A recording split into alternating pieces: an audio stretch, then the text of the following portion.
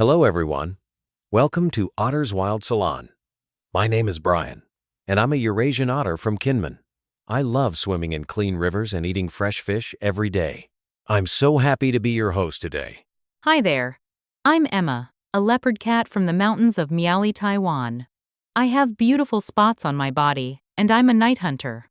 I usually hunt small animals like mice and birds. Thank you for having me today, Brian. It's great to have you here, Emma. Before we start, I want to say something important to our listeners.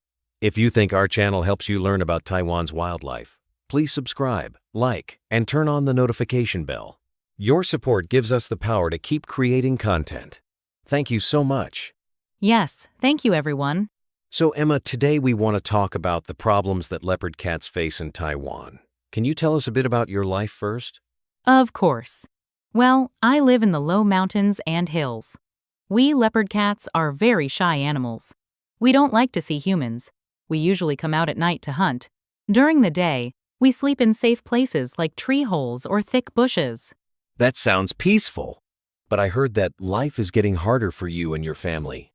Is that true? Yes, Brian, that's very true. Life is becoming more and more difficult for us. There are many problems we face every day. What is the biggest problem for you? I think the biggest problem is losing our home. Humans are building more houses, roads, and factories. They cut down trees and destroy the forests where we live. Our habitat is getting smaller and smaller. Oh, no. That sounds terrible. What happens when you lose your habitat? When we lose our home, we have to move to new places. But sometimes, there are no good places to go. We have to walk across dangerous areas to find food and water. Some of us have to go near human villages, which is very scary. I can imagine how scary that must be. Are there other problems too? Yes, there are many. Another big problem is called roadkill. Do you know what that means? I think so. But can you explain it to our listeners? Sure. Roadkill means that animals get hit by cars and die on the road. Because our habitat is broken into small pieces, we have to cross roads to move from one forest to another. Many of my friends and family members have died this way. That's so sad, Emma. I'm sorry to hear that. How often does this happen? It happens too often.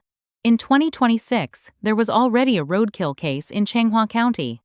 A leopard cat died on a busy road near the highway.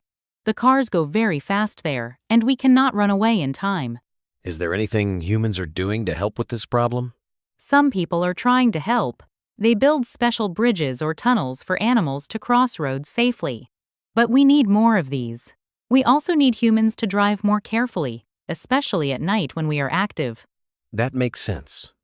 What other dangers do you face? Another problem is dogs and cats.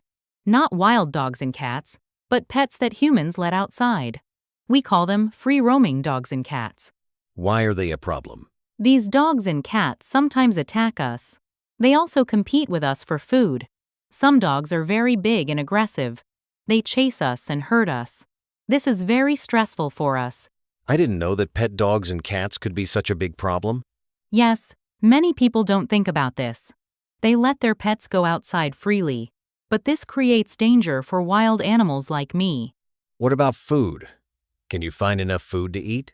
Finding food is becoming harder too. When humans destroy our habitat, they also destroy the homes of the small animals we eat. Fewer mice and birds mean less food for us.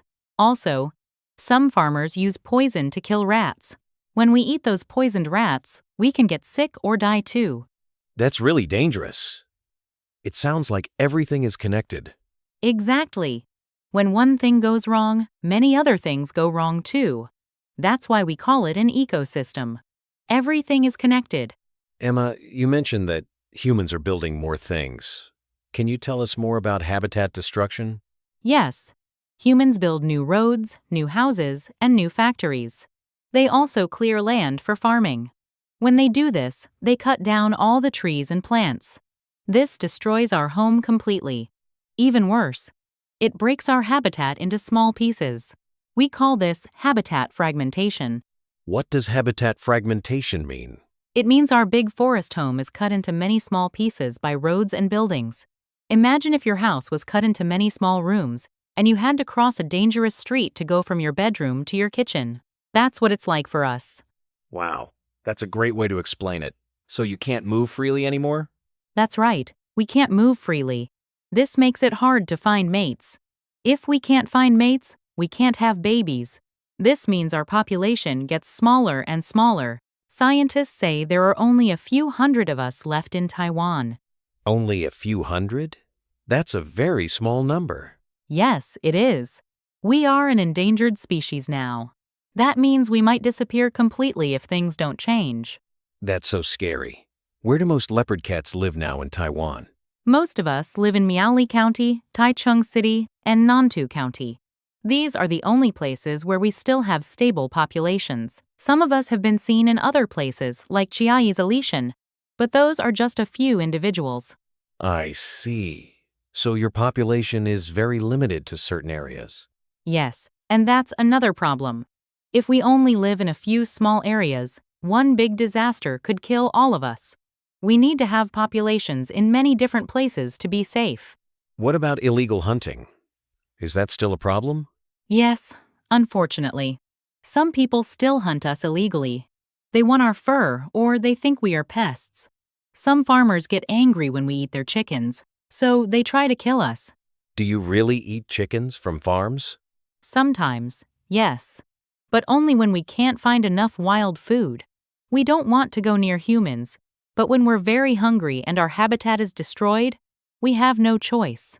Then farmers get angry at us, but they don't understand that we're just trying to survive. That's a difficult situation for both sides. What do you think is the solution? I think humans need to protect our habitat first. If we have enough forest and enough wild prey, we won't need to go near farms. Some conservation groups are working with farmers to build better chicken coops that we can't get into. This helps both the farmers and us. That sounds like a good solution. What else can humans do to help? Humans can do many things. They can protect the forests and stop cutting down trees. They can build more wildlife crossings over roads. They can keep their pet dogs and cats inside, especially at night. They can stop using poison on their farms. And they can support conservation organizations that work to protect us. Those are all great ideas. Do you have hope for the future? I do have some hope. More and more people are learning about us and wanting to help. Young people especially care about protecting wildlife. Scientists are studying us to understand what we need. The government is making some protected areas for us. But we need more action, and we need it fast. What would you want to say to people who are listening right now? I would say, please care about us. We are part of Taiwan's natural heritage. We have lived on this island for thousands of years. We have a right to live here too. When you protect us, you also protect the forests, the rivers, and all the other animals. You protect the environment for your children and grandchildren. That's beautiful, Emma. We are all connected, aren't we? Yes, we are. Humans, animals, plants, water, air, everything is connected. When you hurt one part, you hurt everything. Thank you so much for sharing your story with us today, Emma. I learned so much, and I'm sure our listeners did too. Thank you for having me, Brian. And thank you to everyone who listened. Please help us if you can. Before we finish, let's talk about what we can do in our daily lives to help leopard cats. Emma, do you have suggestions? Yes. First, learn about us and teach others. Second, don't litter in nature.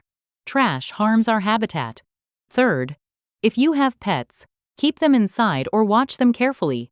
Fourth, drive carefully, especially at night in mountain areas. Fifth, support conservation groups with donations or volunteer work. Every little action helps. Perfect. Thank you again, Emma. And thank you to all our listeners. Don't forget to subscribe and share this episode with your friends. See you next time on Otter's Wild Salon. Goodbye, everyone. Take care of nature.